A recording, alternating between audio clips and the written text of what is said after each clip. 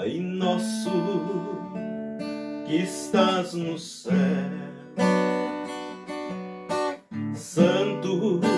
Olá pessoal, tudo bem? Giane Siqueira na área. Estamos aqui novamente para o quadro de entrevista, bate-papos, né? No canal. Então, se tu não ouviu os outros ainda, eu vou deixar a playlist aqui acima. Aproveita se inscrever e hoje vai estar bacana, hein? Tem um cara aqui muito bacana que vai se apresentar aqui agora, tchê. Olha aí com quem estou hoje. Pode se apresentar para o pessoal, senhor? Cláudio César Siqueira. Cláudio César Siqueira, eu acho que é meu parente, hein? Será? Tu é Ribeiro? Pessoal, aproveita para se inscrever que vai estar bem bacana aí. Dá aquele like, nós vamos fazer algumas perguntas aí, vamos saber quem que é o Cláudio. Então vamos falar. O tema vai envolver assim bastante parte de espiritualidade, um pouco da vida mesmo também pessoal do próprio César. A gente gosta de saber histórias, experiências de vida, mas como o César tem bastante experiência em partes espiritual, religiosa, a gente diz religiosa porque envolve, né, partes de religiões. Então ele é um estudioso de religiões e vai aí nos passar bastante ensinamento. Temos bastante pergunta aí pra fazer, hein? E agora? E ainda no final vai ter uma cantoria aqui, ó. Plim, plim, plim, plim, plim. Isso aí, ó. Fica até o final que ele vai, ó. Não esquece mesmo. Então já falei demais. Eu quero aí que você se apresente num formato aí, como é que eu vou dizer assim, mais complementar, além do seu nome, fale um pouco da sua história, do tempo também, né, de experiência espiritual que tu tem. Então, podemos começar então a falar da vida pessoal do Cláudio aí, do Cláudio, né, do Cláudio César, um pouco aí do pessoal, pra gente poder entrar pro espiritual depois, né? Sim, o pessoal meu, que eu vou te dizer, desde menino, eu sempre quis ser um livre pensador e perguntar sobre as coisas. Porque vivemos, da onde viemos, para onde vamos. É interessante. E eu sempre, desde 12, 13 anos, eu quis ser família. Eu queria constituir família. Sim. Família e ter netos, uma esposa, filhos, netas. Inclusive eu tenho 2 netas muito lindas. Como é que é o nome das tuas netas que são lindas? Betina, Valentina. Que legal! Tá indo bem.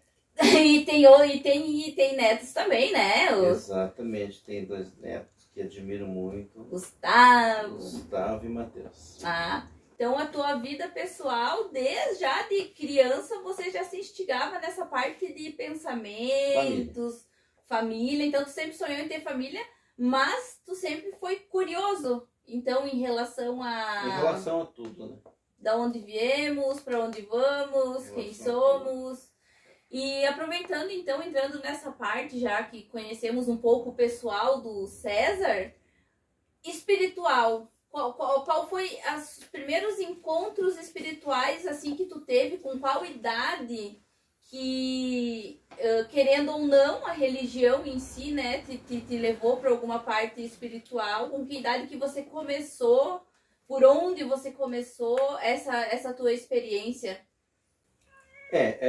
Quando toca no assunto religião, que significa religar, então a religião, eu admiro muito Cristo, que religou nós com Deus. Então eu considero religião religar nessa situação. Então te respondi sobre religião.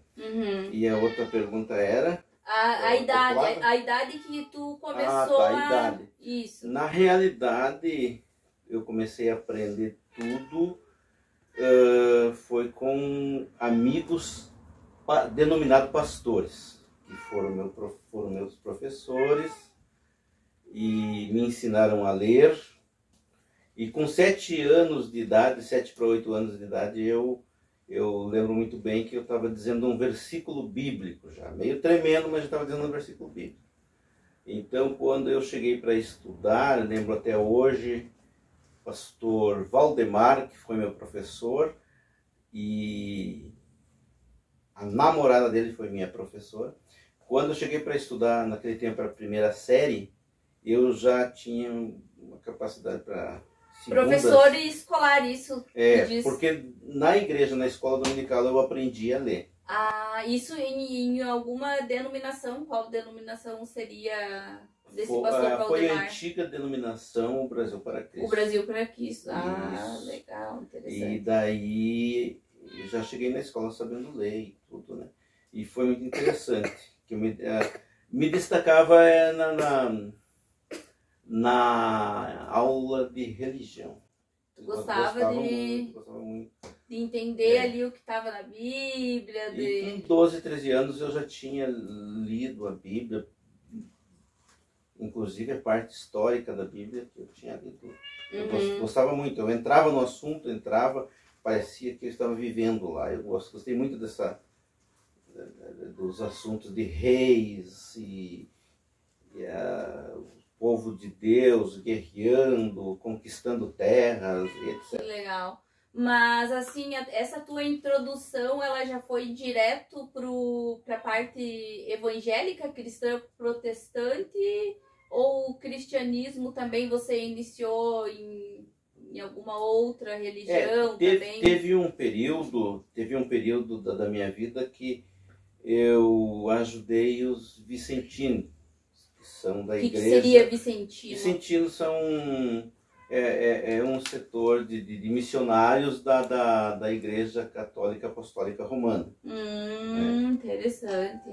Mas assim me identifiquei com muitas coisas, mas tinha outras coisas que não fechavam do que eu pensava, de acordo com o meu conceito e de acordo com o que eu estudei na Bíblia. Ah, interessante. Aí então a parte do cristianismo protestante já foi um pouco mais, né, pro lado que tu acha que para ti hoje é, vamos dizer assim, a tua verdade, o que você segue. Seria o protestantismo, mas eu gosto de me identificar muito assim como um cristão cristocêntrico. Legal, que é seguir a doutrina e ordem de Cristo. De Cristo. Então, aí eu acho que já foi uma bela introdução de uma parte pessoal e espiritual do César. E agora vamos começar com algumas perguntas, né? Porque eu tô com uma grande roteirista, gente, que já programou algumas perguntas aqui. E nós vamos fazer umas perguntas, já que temos um pensador aqui espiritual muito interessante. E o que será que serão as perguntas, hein? Aproveita, já que tu já tá aí, chegou até aí, gostou? Gostou do que ele falou até agora aí? Curte, dá um like aí, dá um like, se inscreve no canal e bora lá para as perguntas. Pergunta, assim, que me instiga bastante. Eu, como também pensadora, eu tive uma pessoa muito especial que me instigou, que me ensinou, que me influenciou, que principalmente está aqui do meu lado, ele é meu papai. É questionar e ter muita curiosidade. O que eu gostaria de saber hoje, ou no decorrer da história e o que aconteceu, a gente sabe que na linha do cristão protestante, ou vamos dizer que se intitulam evangélicos, existem várias placas de igrejas. Eu gostaria um pouco de entender o porquê que existe essa separação de placas de denominações dentro de uma religião única. A religião é única, mas tem várias placas. Aí tu colocou 2 vezes a primeira e a segunda. E a segunda deu sentido à pergunta, porque tu falou primeiro igrejas, né? Vai depender do que você entende por igreja. Quando tu falou denominações, está correto, porque são várias denominações com homens que têm chamado, então fundaram essas denominações, e daí vem então, a igreja instituição. Igreja e denominação é diferente. A igreja, segundo a Bíblia, ela é o corpo de Cristo, ela é formada por membros. Esta é a igreja, pessoas, né? E há uma grande confusão nisso aí, porque às vezes as pessoas dizem, eu quero que tu vá na minha igreja. Mas daí a pessoa às vezes está indicando o espaço físico ali, que é uma igreja. Ali é um local de adoração, a instituição licenciada, é uma denominação. E então, isso aí confunde muito, né? Então, tem que... existe várias, porque tem vários chamados e as pessoas... Né? Antigamente não era assim, quando a gente vai ler a Bíblia no começo, a igreja que se encontra em Laodiceia, a igreja que se encontra em Esmirna, Coríntio, a igreja né? Não era assim. E depois mas eram foi igrejas diferentes, né? A igreja... Denominações... É a igreja na sua essência. Na sua essência. Na sua essência, porque agora a igreja com a teologia liberal e com o sistema empresarial, ela perdeu muito a essência. Mas então, e hoje você acha, né? Hoje a igreja, ela é uma instituição corporativa, né? Ela é uma instituição corporativa também. Ela se formou como uma empresa, né? Como uma empresa. E por isso perde a essência por causa, já devido à situação financeira do país, as pessoas já não ligam mais para a essência, mas sim colocar a microempresa para se tornar uma grande empresa, e uma vai imitando a outra, assim, sem procurar realmente a essência cristocêntrica que ela tem que ter dentro da igreja. Mas mesmo nesse ponto, concordando e discordando com algumas coisas que o senhor falou, mesmo ela sendo uma empresa, ela tem o seu intuito, né, no fundo, a sua intenção como fé de auxílio para muitas pessoas, né, mesmo que seja empresa. Na realidade, quando se arruma todos os papéis para uma entidade religiosa assim, lá nos papéis já está escrito que ela não deve ter lucro próprio para o fundador e que ela deve prestar serviço à sociedade, como, por exemplo, uma escola, um asilo, ela deve ser bastante social. Também nessa questão, a igreja perde a essência. Principalmente a igreja denominada... Pela falta do social. Falta do social, porque principalmente as igrejas denominadas evangélicas. Evangélicas. Mas então vamos aqui a outra pergunta também, porque né? No caso, assim, perde a essência pelo interesse da pessoa enriquecer. Daí já entra aí a questão de teologia de prosperidade... Teologia da prosperidade, muita coisa. Poucos os pastores... E teologia também da própria felicidade, porque tem muitos que pregam que a vida é 100% feliz. Se tu tá com Deus, se tu tá ali, tem que ser todo uma teologia feliz. Você é feliz, e sendo como a gente é ser humano, a gente vai ter os problemas, vai ter tristeza, vai ter alegria, e nisso que a gente vai ter que... e convivendo, né? Não é uma... É o grande erro hoje, a pessoa diz assim, o primeiro erro que acontece venha para minha igreja. Já começou errado. E assim, que você sempre vai ser feliz. Isso aí. Ou venha para minha igreja porque você não vai ter mais falta de nada e você vai ser rico. Isso aí. Teologia da prosperidade. Se engano, se tu ler bem a Bíblia, Não está correto isso. Tá, então só... César, continuando aí essas perguntas que tá muito excelente, quero agradecer aí, pessoal, vão curtindo aí, olha que conversa bacana, maravilhosa, olha só, que pensador, hein? Muito admirado do senhor. Tem que dar risada um pouco, né, tchê? Tem que dar risada. O que eu quero te perguntar, uma pergunta bem básica, assim, que eu acredito que não precisa se estender muito, é... O que você acha hoje como uma pessoa, como você é uma pessoa espiritual, o que você acha de uma pessoa ateu? Um conceito, tu tem algum conceito formado sobre uma pessoa que é ateu? Isso, essa questão de ateu, eu não teria tempo para se aprofundar inteiramente no assunto. Então eu até seria um pouco irônico e comediante em dizer...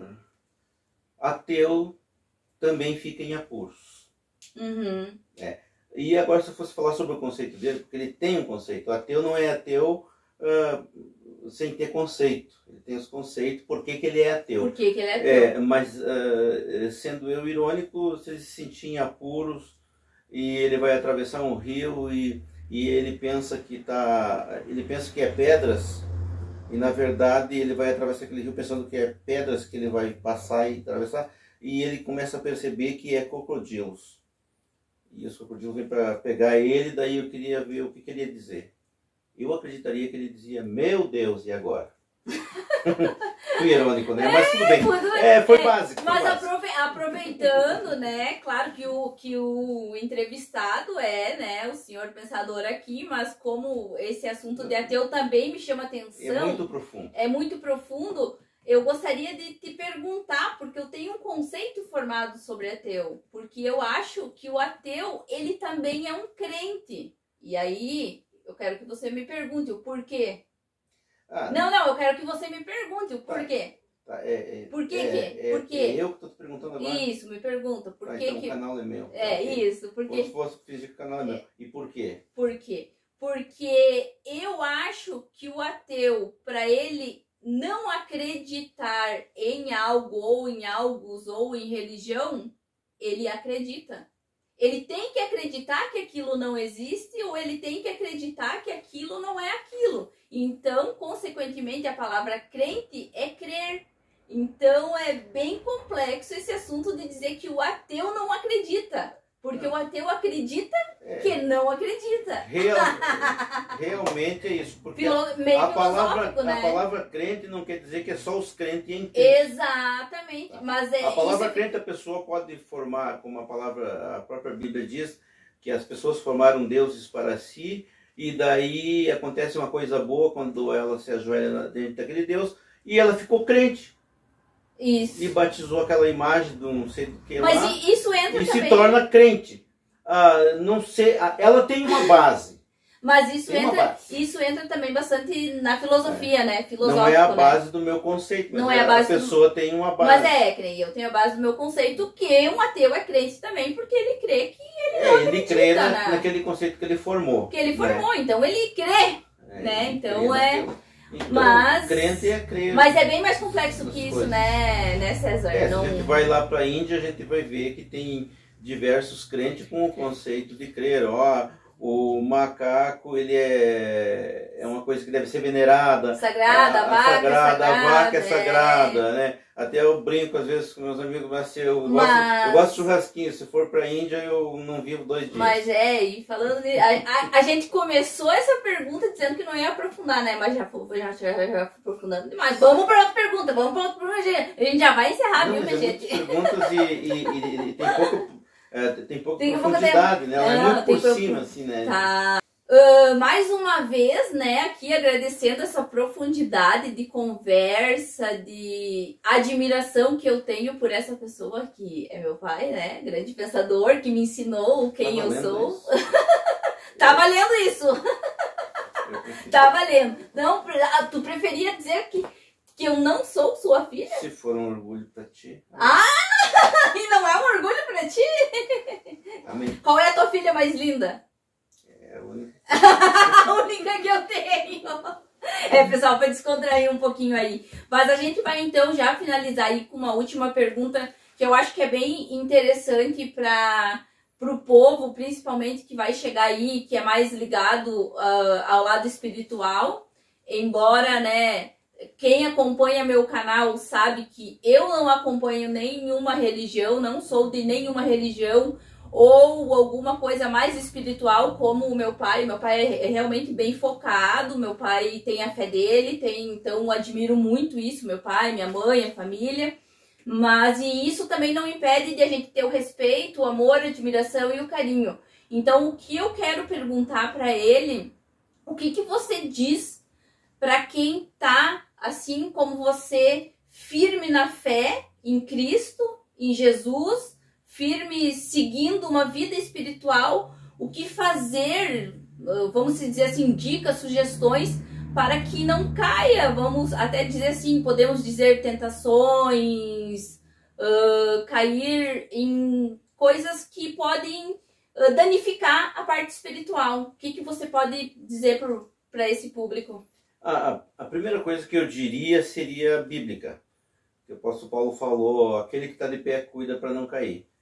Cuida já vem de uma palavra que o próprio Jesus falou, vigie. Quando Jesus disse ora, ele disse primeiro vigie.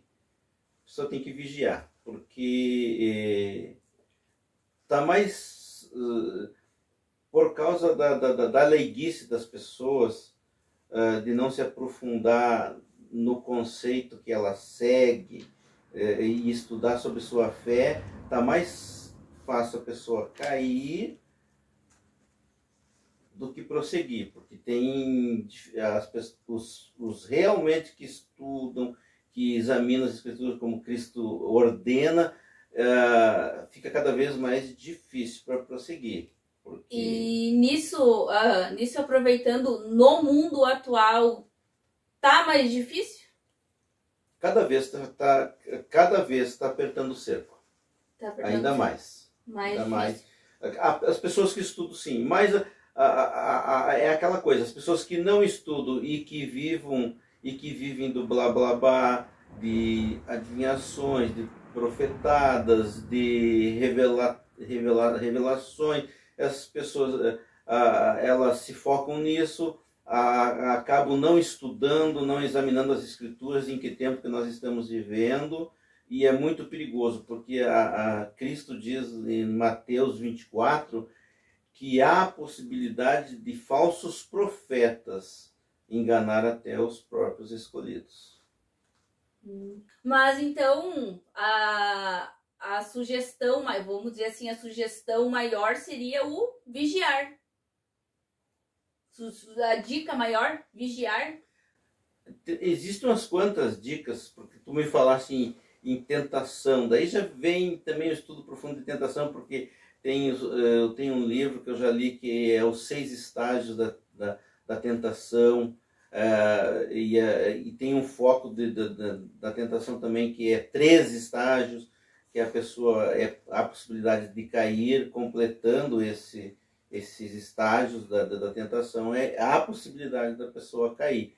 Mas a pessoa, o que a Bíblia diz, o que Jesus disse, vigiai e orai.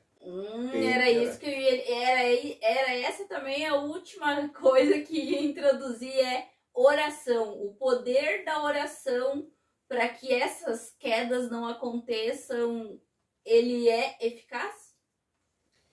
É muito interessante a oração porque ela é comunhão com Deus. Tem pessoas que acham a oração é aquilo de só chegar a Deus e pedir isso e aquilo. Não, a oração é uma conversa com Deus, aonde nós também temos as etapas. Primeira coisa, nós temos que orar, chegar a Deus e ser gratos. Primeiro porque temos vidas e estamos em pé.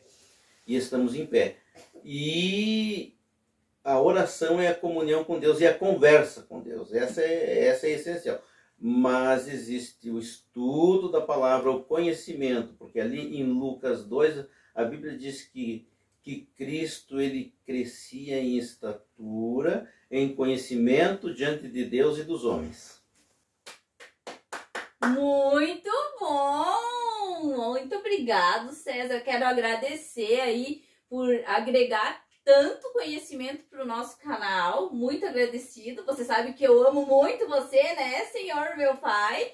E como eu falei para vocês ali no início, não vão se esquecer de se inscrever no canal para dar aquela força pra gente, né, tchê? O César vai cantar, exatamente, ele não só fala coisa bonita, ele vai cantar alguma coisinha pra nós aí, porque tem um violão aqui. E você vai cantar. Certamente vai ter outros vídeos, né? Ah, vai ter. Não, peraí. Porque o pessoal deve ver meus cabelos brancos e daí deve perguntar, eu falei isso até os 13 anos, porém, tem a minha caminhada. Pessoal, eu não sei se vocês perceberam como a gente é parente, né? Geneticamente parente, a gente gosta de falar bastante. Então, o que eu quero falar pra vocês é que esse serzinho aqui, ó, vai aparecer muito mais vídeos, vai ter mais que 5, 6, 7, 8 vídeos, porque tem outras histórias muito interessantes para contar, tanto de testemunho de vida, experiência, inclusive de um milagre que teve, de um acidente aí, de processos, podemos falar de depressão. Então vai ter outros vídeos que você vai aparecer se você aceitar. Você aceita?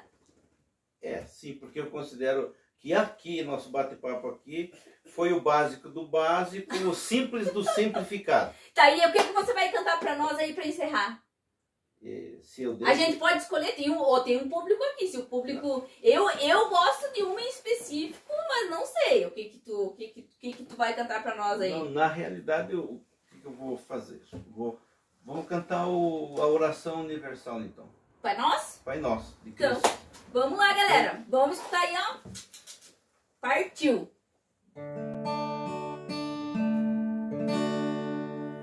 Pai Nosso, que estás no céu, santo é o seu nome. Venha o teu reino, seja feita a sua vontade. Assim na terra como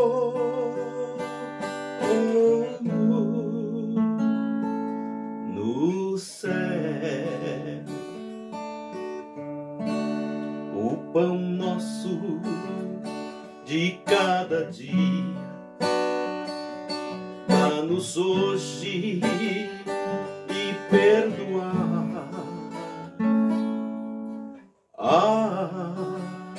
nossas ofensas, como nós perdoamos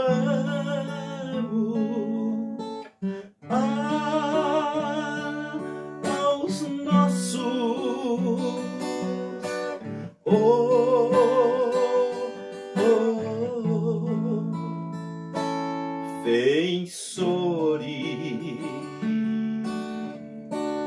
O pão nosso de cada dia dá-nos hoje e perdoar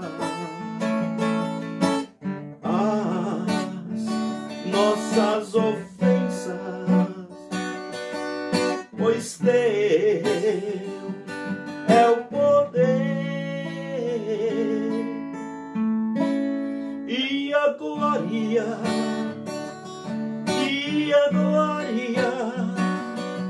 para sempre, para sempre. Amém.